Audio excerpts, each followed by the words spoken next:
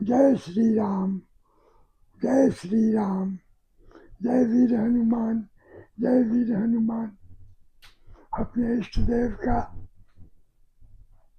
हृदय में पुण्य स्मरण करके मैं रामपाल अग्रवाल आप सब देवियों और सज्जनों का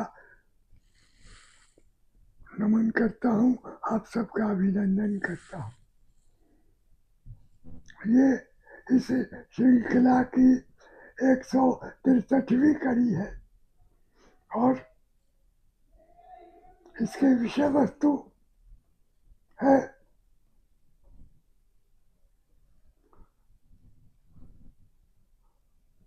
काम, क्रोध, लोभ, मद, मोह के प्रहार से जो कुछ गलत काम हमसे हो जाते हैं, हो गए हैं, और वही पाप के रूप में जब हमें दिखते हैं तो उन पापों से बचने के क्या उपाय हैं।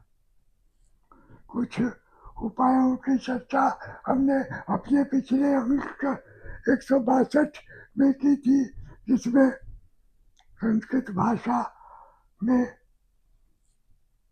गीतोपनिषद और राम रक्षा स्तोत्र की मुख्य रूप से चर्चा थी, परंतु अधिकांश रूप से हिंदी सरल भाषा में ही उसी चर्चा को आगे बढ़ाते हुए कुछ और उपायों की चर्चा इस अंक में करते हैं।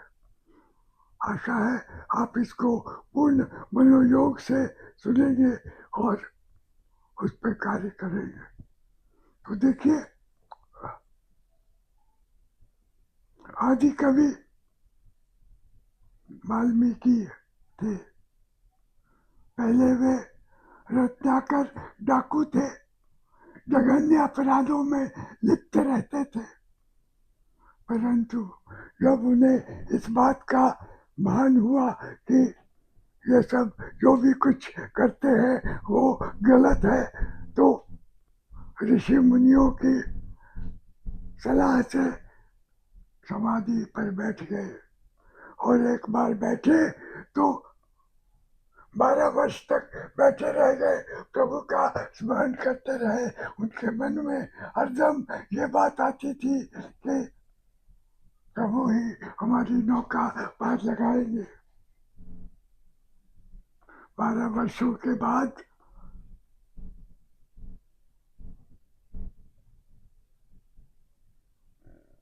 नारद मुनि और ब्रह्म ऋषि जब फिर से आए और ऊपर जल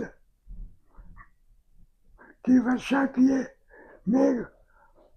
मेघों से वर्षा हुई, तो उनके शरीर पर बने हुए कीड़े मकोड़ों के झुंड भी बह गए और तब उन्हें अपनी सूरती का ध्यान हुआ और तब से देखिए वे इतने महान हो गए कि उन्होंने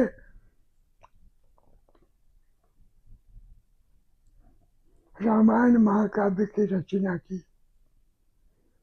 वो बात पुरानी है, परंतु आज के समय में भी इस प्रकार के उदाहरण हमारे सामने आते हैं। हमारे जैन भाई भादों के शुक्ल पक्ष में पर्युषण पर्व मनाते हैं। पर्युषण पर्व सात्विकता का ही मन वचन कर्म से सात्विकता का ही दूसरा नाम है। और फिर संवत्सरी का दिन आता है। इस दिन वो सब अपने सगे संबंधियों के पास और अन्य दोस्तों मित्रों के घर जाते हैं और उनसे प्रार्थना करते हैं कि मन से, वचन से, कर्म से जो भी कोई मेरा अहित हुआ हो, आप कृपा करके उसे क्षमा कर दे और वो सारा काम मेरा निष्फल हो जाए, जिसे वे मिच्छामि दुक्कडम के नाम से कहते हैं। जिनसे भी वे मिलते हैं, बड़ों का चरण वंदन करते हैं, अपने समकक्षों को गले लगाते हैं और इस प्रकार आंखों से बहे हुए नीर के साथ दुर्भावना भी समाप्त हो जाती है, बह जाती है। देखिए कितना सरल उपाय है। और हर साल ये त्योहार आता है।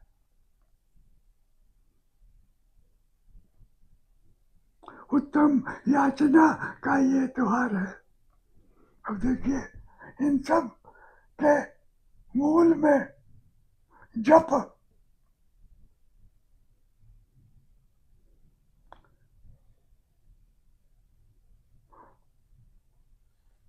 अवश्य रहता है और जप के समान कोई सरल मंत्र नहीं है, जप के समान कोई सरल यज्ञ नहीं है। ये गीता में ही कहा गया है,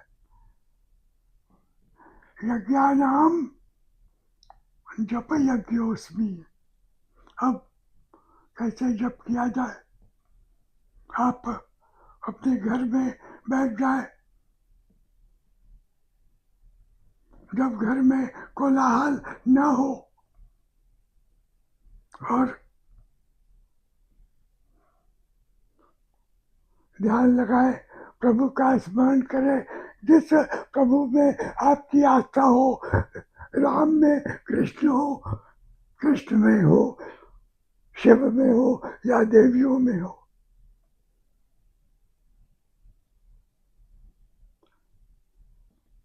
और जप के समान कोई सरल उपाय नहीं है।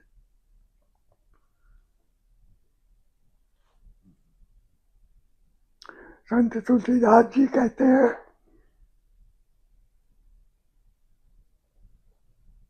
विवसहु जासु नाम नर कहि,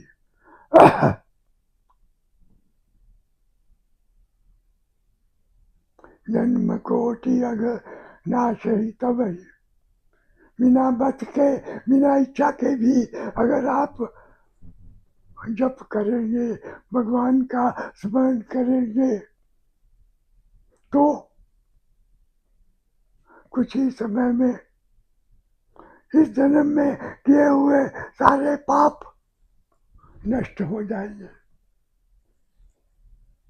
इसी बात को सत्यानंद जी महाराज और स्पष्ट करते हैं।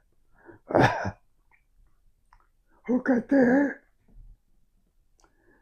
जपते राम नाम महापाठ, जलते कर्म बंध यथा काठ। पूर्व जन्म से अनुबंधों के कारण जो भी पाप आए हैं वो भी सब जल जाएंगे। जैसे सूखी लकड़ी आग में जल जाती है, उसी प्रकार आपके सारे पाप ताप सब नष्ट हो जाएंगे। और अगर आप पूर्ण मनोयोग से प्रभु का स्मरण करते हैं तो कहना ही क्या, भवसागर को आराम से पार कर लेते हैं और अंत में प्रभु की शरण में चले जाते हैं। वो दुआ सुने, सादर सुमिरन जे नर करही। वो चौपाई यही है, सादर सुमिरन जे नर करही, भवसागर गोपदैव तरही। और क्षमा, मूल में क्षमा ही है। क्षमा से बड़ा कोई त्योहार नहीं है। अस्त्र शस्त्र तो है ही, हमारे हाथ में प्रभु ने जो बचने के दो उपाय दिए, एक पश्चाताप और दूसरा प्रायश्चित। तो पश्चाताप जब हमें होने लगता है तब हम धीरे धीरे उसी प्रभु की शरण में जाने लगते हैं, और प्रायश्चित के रूप में यही सब उपाय है, तरह तरह के उपाय है। यहाँ तक कि ऋषि मुनियों को भी जब घमंड हो जाता है तो उन्हें भी कष्ट भोगना पड़ता है। प्रभु उनको अपनी कृपा से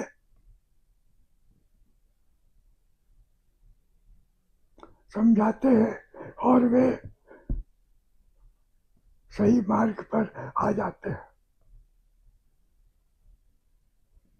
प्रभु की कृपा तो ऐसी निराली है कि थोड़े समय की बात है, उसके बाद आपका स्वतः जप में मन लगता है। एक जगह कहा गया, हारिए न हिम्मत, विसारिए न हरि नाम, जाई विधि राखे राम, ताई विधि रहिए। हिम्मत मत हारिए, प्रभु का नाम न विसारिए, अर्थात आप ध्यान करिए, मेडिटेशन अंग्रेजी में कहते हैं। और फॉरगेट एंड फॉरगिव अंग्रेजी में कहा गया है। इसी पॉलिसी को अपनाइए, धीरे धीरे सारे आपके मानसिक कष्ट दूर हो जाएंगे और मन शरीर को संचालित करता है, तो शरीर की कुछ व्याधियां भी धीरे धीरे अपने आप नष्ट होने लगती है। मानसिक बीमारियां तो नष्ट होने ही लगती है। तभी उन्होंने कहा, देह धरे का दंड है, सब काहू को होए, ज्ञानी भुगते ज्ञान देते, मूर्ख भुगते रोए। ज्ञानी कैसे उसको भोगते हैं, वो समझ जाते हैं कि ये कष्ट है मन का, धीरे धीरे जाएगा। कुछ लोग दान पुण्य करके अपने कष्टों को कम करते हैं, गौ माता को दान करते हैं। कुछ हमारे दोस्त मित्र रोटी खिलाते थे, केला फल खिलाते थे, तो गाय किस प्रकार उनके ऊपर अनुग्रह करती है, सारे उनके पाप इसी प्रकार क्षय होने लगते हैं। अब ये कई एक उपाय है, जो इनमें जो भी आपको ठीक लगता है करिए।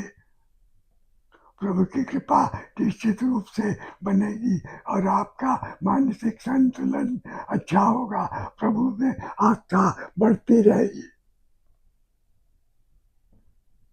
अब आपसे निवेदन है कि अगर आपको ये आख्यान पसंद है तो अपने दोस्तों मित्रों में भी प्रसारित करें और मेरे इस आख्यान को अनुमोदित करें। कमेंट बॉक्स में जाकर अनुकूल टिप्पणी भी दें। और आप सबको जाने से पहले फिर से मैं एक बार नमन करता हूँ। आपकी जय हो, बारंबार जय हो।